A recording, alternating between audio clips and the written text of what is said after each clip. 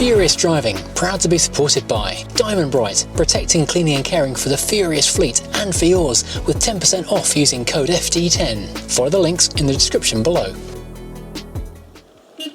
Bye bye Mercedes, it's been nice having you at home. Goodbye car. Hello and welcome to Furious Driving, and well, back on the W123 Mercedes today, but this is a very different kind of video because instead of trying to fix it, we're doing the opposite today. We're not doing like a whistling diesel kind of launching it over a cliff and destroying the thing. We're taking a different aspect of, well, classic car life where there's still a part of me that wants to try and save this car, that doesn't want to give up on this whole project, but realistically, and having seen the state of the floor pan in there, I don't think it really is savable. But what I'm going to start doing in this video is taking this car to pieces.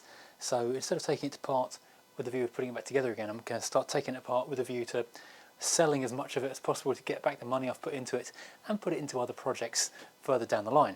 Starting of course with the interior, because that little mad bit of optimism that's still lurking in the back of my mind says that if I take the seats out, I've already taken the carpets out and they're in storage in the shed, if I take the seats out, I might find, oh, you know, maybe it's not as bad as I thought in here and I can save it. But no, it's not going to be that way. But we'll start on it anyway. Incidentally, we'll random stuff in it all over the place. This interior is lovely, by the way. This, never fitted this. It sits in the top, the ceiling, if you will, of the boot of an Alfa 156. And it's like just a load net for putting small thin things like maps in the boot of your Alfa. I never fitted it. Bought it from the main dealer, never fitted it. I could never quite make it screw into the thing because you meant to use these little clips and they didn't seem to work, so never used it.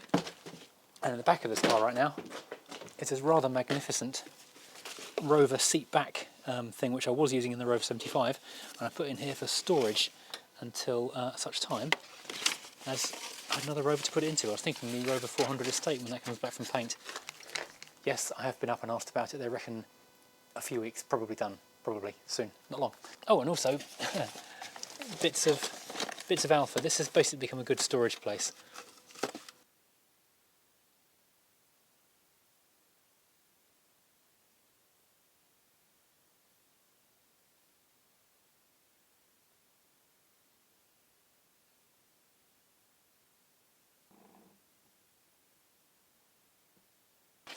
Fan shroud, front carpet, boot liner, trim from somewhere, door treads, door cards, more door cards. It's a shame these don't fit the Rover P6 because they're in really nice condition. Indicator light, one of the many very nice lights on this car. Now, one of the reasons I'm so fond of these cars, these W123s and Mercedes of this era in general, is they're just so well thought out. For example, to take this rear bench out, there's a little button. You push the button and then you can lift the bench out. One this side, one that side, out it pops. That is a lovely condition seat. And depending on the year, there are either 3 8mm bolts or you can just hoik. There you go, just hoik. And the rear bench back seat bit just lifts out. Why won't you come out, seat? What you caught on? There we go. That is seriously heavy component. Wow. And now we've got all this sound deadening here under where the seats were. You can sort of have a look at the condition. The driver's side looks really nice. Passenger side also really nice. It's only down here, but there's so many layers. This car is built like a lasagna. And well, you can sort of see where there isn't a floor down in it. Maybe I'll decide once I've got a few more bits off that actually it's a better car than I think it is, but looking at that down there, it's not really promising, is it? Now, I had been harbouring vague hopes, as I say, to find the car wasn't as bad as I really thought it was, and you know, it's going to be fine, I can pull this back from the brink. Until it was, I pulled back the carpet here. This is the inside edge of the box section of the sill. So the outside of the sill looks really good on this side, nothing much to worry about. The inside though, hiding underneath the carpet, nothing is joining the bottom of the car to the side of the car. So my big lasagna is falling apart. It is lethal. That's where the seatbelt bolt's on, and that's falling apart. all that down the front there, that's where the seat bolt's on, and that's falling apart. It's basically an entire car just crumbling around me, which, I know, as sad as it is to see the car going, this does kind of vindicate my decision quite significantly. And there's also all this sound deadening just here, which is going to be hiding I don't know what else underneath there, and I can't even get into that part of the box section to find out what's in that. This is potentially way more crust. My optimism has been seriously depleted as far as anything in this car goes, sadly, because I was really hoping that maybe there'd be like a glimmer of hope and maybe I could find a way back through from this, but seeing that isn't connected to the floor, yeah, that's game over. There's like really no hope of coming back from this, because this is the inner side. The outer side is reasonably okay, but everything is rusty to everything else. But really, this is the point I'm kind of realising everything is rusty. There's not a good patch to weld back to. You go basically going back to a tiny centre portion in the middle of the car, putting a new floor around a transmission tunnel rather than restoring a car. So, yeah, although I still feel really bad taking this car apart, I do know that it was really a lost cause at this point. So I'm harvesting all the wood trim out the front, which is really nice stuff. And more depressing, the spec on this car is ridiculous. This thing had dual zone climate in 1983. I mean, that's mad. As I've said a couple of times before, this car would have cost more than a semi-detached house when it was new in 83. And to be sort of scrapping it now is really hurting my heart. But, you know, when you've got that kind of rust in the thing. Someone's already messaged and said they would quite like this bit, so I'm going to message them back and give them a reasonably good price, because these bits are broken, but I think you transfer your own ones in depending on what your car's got spec'd. And also, it's peeling a tiny bit there, but I think you can glue and clamp that back without too much trouble. But I've still got to get that bit of wood out. I'm not quite sure how you get to that. Got this bit of trim here, and this bit of trim here. Well, that's part of the glove box, isn't it? But I've still got to get this bit of trim out as well, and the glove box, of course, and that end bit over there all need to come out too. Well, that's interesting. That bit there is broken. How on earth would that bit be broken? But I'll take these switches out though, because they're quite good, and I'll harvest the bulbs. But while I'm here, I'll get the clocks out, because the clocks are valuable and useful, and also I need to get them out the way so I can get the ignition barrel back out again. And these are really only held in by friction if I get my hand around the back of it. Hopefully not too many spiders making a home back here. And that is literally just pop out and out it comes, as I found out a little while ago, and then just unplug everything. Oh, I'm sad to be doing it this way after doing it those times before when it was for a good reason. I actually need a spanner to get the oil pressure feed off, because that dial there, the oil pressure needle, it's a mechanical gauge. Wow, that's going to make a mess. So there we go, we've now got the centre console and both front seats free, and all of the other stuff that goes with it. Now can look at getting the steering wheel and the dashboard out as well. Incidentally, the radio appears to be dead. I might send this down to VHS Chloe, see if she can have a quick crack at making this thing live again, because it'd be nice to have some working memento of the car. Oh, so many spiders. Oh my God. Those were really good speakers back in the day as well. I'm doubting they're worth saving, but I might pull them out just to have a look. I just popped the headlight switch out of the dashboard, sits up here next to the handbrake, and can you believe how many connections are screwed into the side of this thing? I feel like I should be making some kind of note on this so it's easy for someone to put back in another car later on. Well, we've got an awful lot out of the inside of the car. There's more to come, of course, still, including the dashboard. The dashboard's in really good condition. I need to figure out how to take that out as well. But anyway, that's not what I'm doing right now. I've decided to come outside, enjoy the fresh air while it's not raining, and take a few things out of the engine bay, because this is all where the big money stuff is, really. I've had the alternator out, because that's a new alternator that I fitted on this thing. So that I will bung onto eBay, or at least stick into storage, because that's a useful thing to have knocking around. And the fuel system. The fuel system is a lot of money's worth of stuff. I rebuilt this distribution unit, and these go for quite a few £100 on eBay. So it's been a bit of a remembery day of all the time I've had this on and off the car, all these hard lines. So here we have the Cage electronic system, which is all ready to come out. got the distribution unit, which I've rebuilt, got the metering unit, which I've rebuilt, we've got the fuel, what's this, the cold start metering unit, which I don't think, oh, did I have that part? I can't remember, probably. So yeah, those 3 items on their own are worth a serious amount of money, probably over £1,000 for those 3 items just there. And basically the fuel injection system and the ABS pump, which is again a really quite a rare item for a W123. Then we've got the manifolds, we've got the power steering unit, we've got the steering box. I'm contemplating trying to get the engine out, but I think that might be a world of hurt. But you know, it's a maybe, it's a possibility. So we'll think about that, see how we go for time. Of course, the gearbox is worth some money as well, which I believe works, but it does work forwards and backwards in first and reverse, so that's pretty something. And the differential down the back over there. Really depends how much I can get out. The doors are worth a fair bit of money in their own right, so I need to get them off and then get them stripped apart into their requisite components. And of course the biggest money item in itself is steering lock / ignition key, coupled with front door handles and the boot lock and the glove box lock, all as one set on one key. A one key set for all of them is worth a serious amount of money. So yeah, a couple of grand in parts just sitting here, which I need to stop talking to you and crack on. Yeah, the third screw is hidden underneath that adaptery bit, which I thought was the filter, which I didn't know existed. I thought that was what was blocking the fuel system up when I first started on this thing. There we go.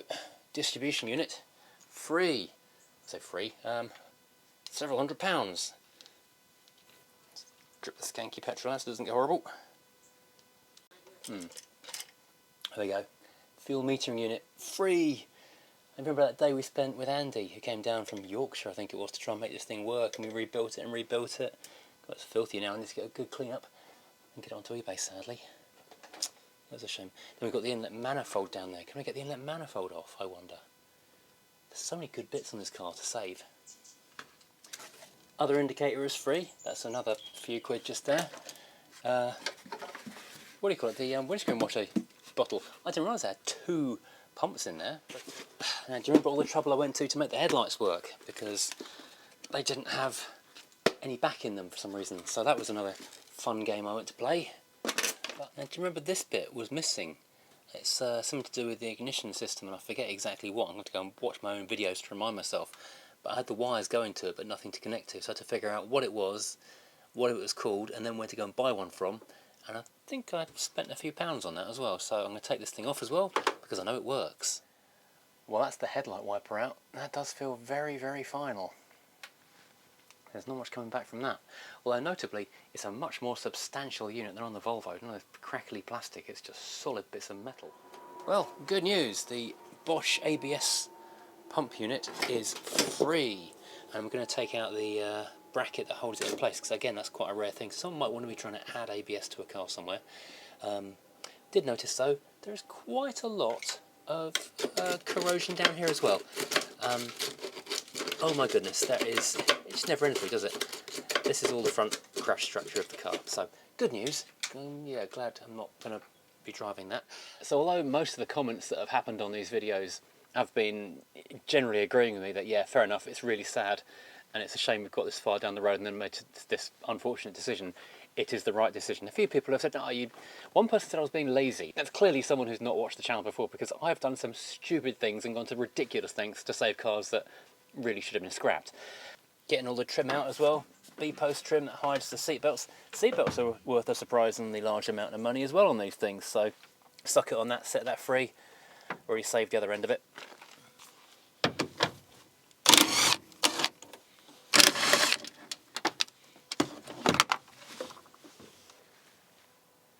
This thing's got a pretty decent steering wheel, so that's going to come off, and also I want to try and take the dashboard moulding out as well, because that's about 200 quid for a dashboard moulding, and this one is really nice condition. Incidentally, to get the steering wheel out, it's very, very easy indeed.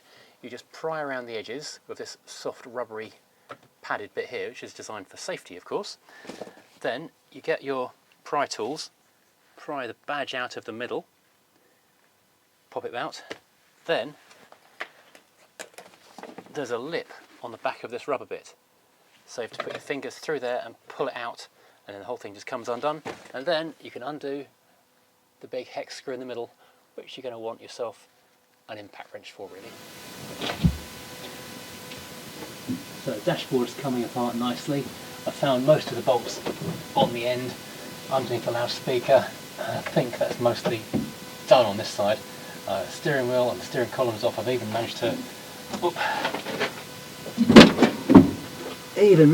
to get the stalk off. You have to follow the big chunky wire back all the way under the dashboard where it's got this huge connector in it. That's the thing with the W123. The big wires go funny places, so you don't just hack and slash. You have to carefully follow it back. Now I'm just working on the doors. Well, there has been a development. It is almost symbolic that the sun's come out and it feels warm and lovely and nice today, as opposed to all the grim rainy days when I was stripping this car apart. And I did get a long way into stripping this thing down. And I'm actually partly regretting the fact I've gone so far with it, but also kind of relieved that the interior is actually completely clear now, because there has been, as I say, a big development. A lot of people in the comments were saying, why don't I just contact those people in Yorkshire who are doing Alex's BMW or whatever up there? That's a huge job. Or one of the other channels that does loads of serious restoration work, or that guy in Ireland, Soup. Because I'm sure they want to take on my projects, and I'm just not going to ring up some guy out of the blue and say, hi, you don't know me, I'm famous on the internet, do you want to come and do my project for me for free? That's not how the world works, and people get surprisingly grumpy if you try that kind of thing, believe it or not. There was even a couple of sort of semi-famous cases where YouTubers have tried to blag stuff and then been called out for it, so let's not go down that road. However, I was at Rustival, and I've never met Al from 6D Diesels before, but I've seen his work, I've seen his Peugeot, which was actually at Rustival. And we just kind of got chatting. At the end of the day, everything was being cleared up. It was just before we drove off, to be honest. So it was very much at closing time. But we had a nice chat, got on quite well, nice guy. Never met him before, but really lovely bloke. Anyway, talking about this thing, saying, I wouldn't believe, got to scrap this thing, yada yada. And he said, oh, I've seen that, that's not too bad, I can sort that out. And I was like, really? It looks pretty awful. He said, oh yes, don't worry, he showed me some photos on his phone of stuff that he was doing and other things. He said, yeah, we can look at that. I'll bring the truck down, I'll come and get it. Well, that changes everything.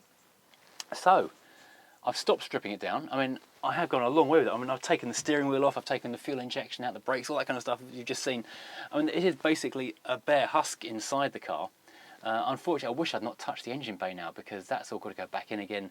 Didn't need to be touched. So I'm quite annoyed that that's done. I did actually damage one of the fuel lines, so I'm going to have to go and find one of those from somewhere. One of the nuts was just jammed. I turned the thing and gone, twisted the pipe.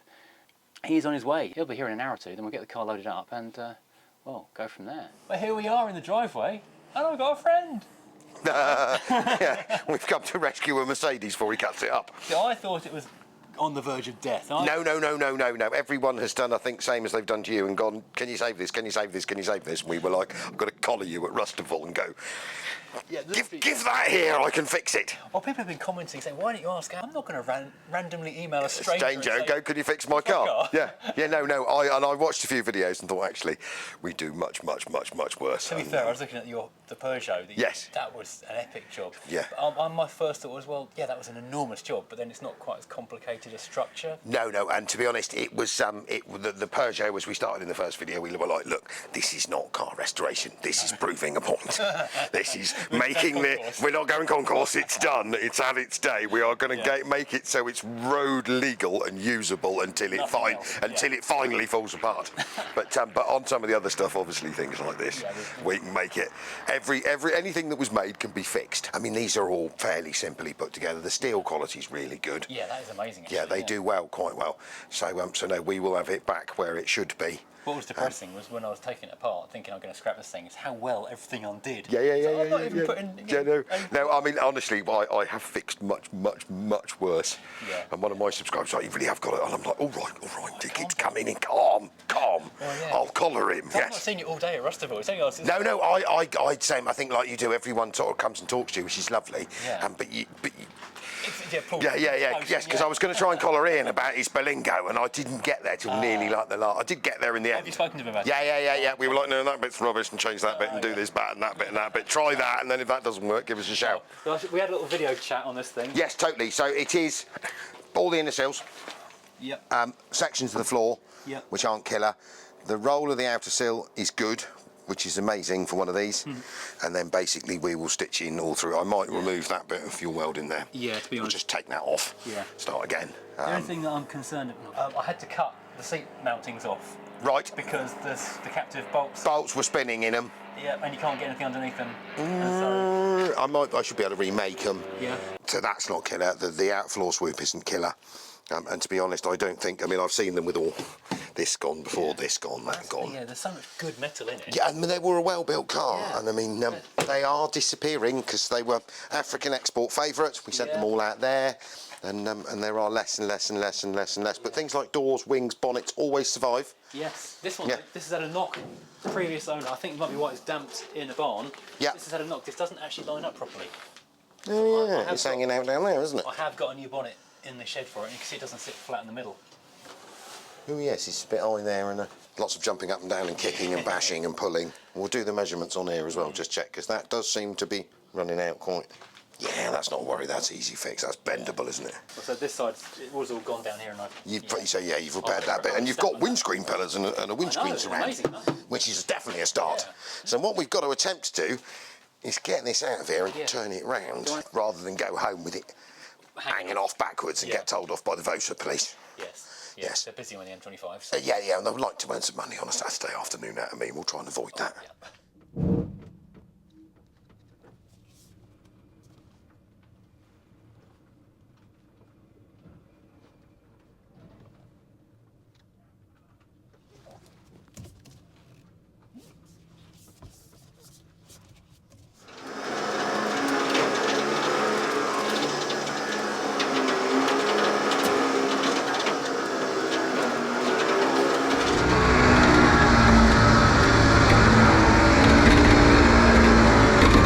Bye-bye, Mercedes. See you again in a few months, hopefully. Bye-bye, car. So, the W123 has gone away. I won't see it for a while. Al will have it for a few months. It's going to take him a few weeks before he gets around to it, because he's got about 1,000,007 projects on the go all at once, and so this is going to be a little way down his chain of things. But when he does start working on it, first of all, you can go and catch it on his channel, 6D Diesels. You can see the work he's doing. He'll be cutting out the bad metal, obviously the rust, the rot, and going back to good metal. And once he's getting into the project, I'll go and pay him a visit. I'll go and see how it's getting on and see how it's done properly. And so he'll be visiting the car on his channel, 6D Diesels, and here on Furious Driving. As I say, it'll be a few months before we get to see the car again, and certainly a few months before it gets back on its wheels and all sorted, but it is going to be back and better than it has been for a long time. So out of the ashes of destruction row the roses of success or something, the 123 is going to come back, which is an outcome I had really just completely discounted and written off. So currently the mood is good, but meanwhile back at Furious Towers there are other things to be fixed, other cars to be worked on, and maybe some old friends you haven't seen for a while have made a reappearance. Rightio, thanks for watching, and join us again next time doing something, well, completely different, and, well, hopefully with a positive outcome again. Fingers crossed. Thank you for watching, like and subscribe. Goodbye.